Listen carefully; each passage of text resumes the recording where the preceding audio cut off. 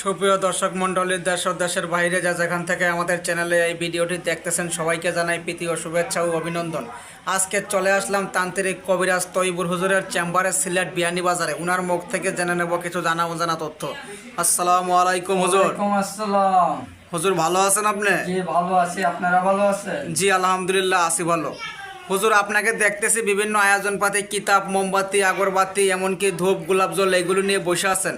আপনি কি কোনো কাজে আছেন নাকি হুজুর? জি এইগুলো মনে করেন একটা ছেলের আর একটা মেয়ের মনে করেন বশীকরণ কাজে আছে, কিছু সামান্য ওনাদের তরফ থেকে দিছে কাজের জন্য, এই জন্য মনে করেন চালানটা মারবো ওনাদের নামের প্রতি বশীকরণ করার জন্য। এই জন্য বশীকরণ দুইটা কিতাব দিয়ে মনে করেন সাধনা করে দিয়ে চালানটা মাইরে দিব, কামরূপ কামেকে ল্যাংটা পানামে মন্ত্র পাঠ করে দিব, আপনারা নিজে সরাসরি দেখবেন।